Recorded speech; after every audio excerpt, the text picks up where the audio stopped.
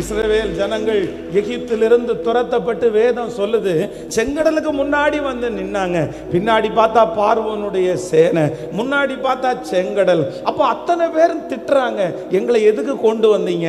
எங்களுக்கு பின்னாடியும் வழி இல்லை, முன்னாடியும் வழி இல்லை, நாங்க எங்க போறதுன்னு தெரியாது.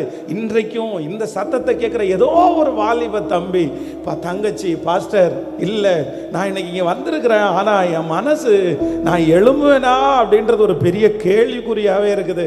நான் ரொம்ப ஆழத்துக்கு போயிட்டேன் பாஸ்டர், யாருமே ஜீரணிக்கவே முடியாத அளவுக்கு நான் போயிட்டேன். நான் எல்லா தப்புமே நான் பண்ணிட்டேன்.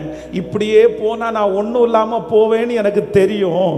இப்படியே போனால் நான் எழும்ப முடியாதுன்னு எனக்கு தெரியும். இப்படியே போனால் எல்லாத்தையும் நான் இழந்துருவேன்னு தெரியும். நான் எப்படி திரும்பி வர்றதற்கு?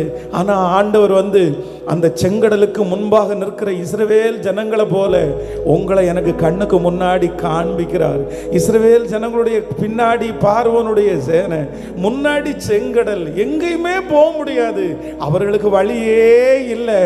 ஆனா வேதம் சொல்லுகிறது அவர்கள் பார்த்திராத ஒரு இடத்துல, அந்த செங்கடலுடைய அண்டர் கிரவுண்டில் ஆண்டவர் அவர்களுக்காக ஒரு வழியை கர்த்தரால் திறக்க முடியுமானால் ஆண்டவர் வாக்கு கொடுக்கிறார், என்னை நோக்கி கூப்பிடு, அப்பொழுது வழி இல்லாத இடத்துல ஆண்டவர் உங்களுக்கான ஒரு வழியை திறப்பார்.